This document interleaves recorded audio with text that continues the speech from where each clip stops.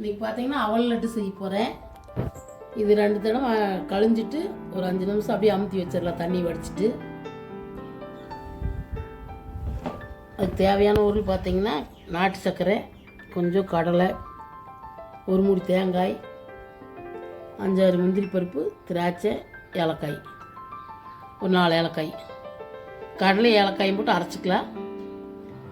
அதை கழிஞ்சு ஊற வச்சுக்கலாம். அப்புறம் இப்படி செய்யணும் காமிக்கிறேன். பார்த்தீங்கன்னா அவ்வளோ 2 கலவை கழிஞ்சிட்டு 5 நிமிஷம் ஊற இப்படி அமுத்தி வச்சுட்டேன். நீ போட்டுக்கலாம். நம்ம நேரம் ஊறக்கூடாது, சோதனை உயிர். இந்தளவுக்கு ஊறினதுக்கப்புறம்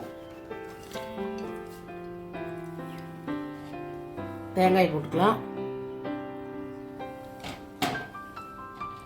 கடலையும் ஏலக்காய் அரைச்சது போட்டுக்கலாம். சர்க்கரை தேவையான அளவு போட்டுக்கலாம். போட்டு முந்திரி திராட்சை பொரிச்சு கொட்டிக்கலாம். முந்திரி திராட்சை பொரிச்சுக்கு அப்புறம் பேஞ்சிக்கலாம். பார்த்தீங்கன்னா ஒரு ஸ்பூன் நெய் ஊற்றி முந்திரி திராட்சையில் வறுத்து கொட்டியாச்சு. இதையும் போட்டு பேஞ்சிக்கலாம். சர்க்கரை தேங்காய் எல்லாம் போட்டு பேஞ்சிட்டு இதையும் பேஞ்சிக்கலாம்.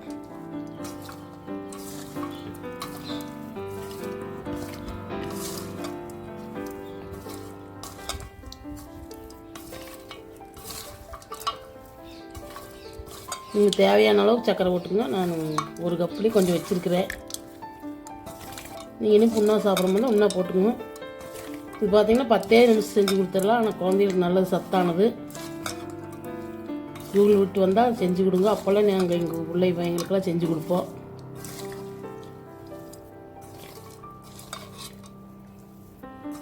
இப்போ பார்த்தீங்கன்னா உருண்டை பிடிச்சிக்கலாம். எல்லாம் போட்டாச்சு.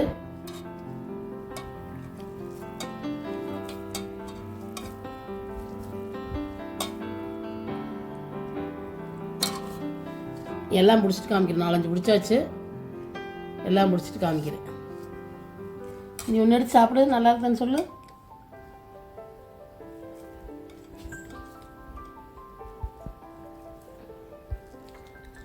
எப்படி இருக்குது?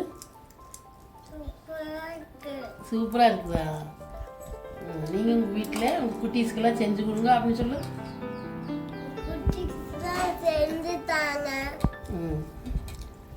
சரி, எல்லாம் முடிச்சுட்டு காமிக்கிறேன். பார்த்தீங்கன்னா அதில் உருண்டை பிடிச்சாச்சு. இந்த அவல் லட்டுன்னு சொல்லலாம், அவள் உருண்டைன்னு சொல்லலாம்.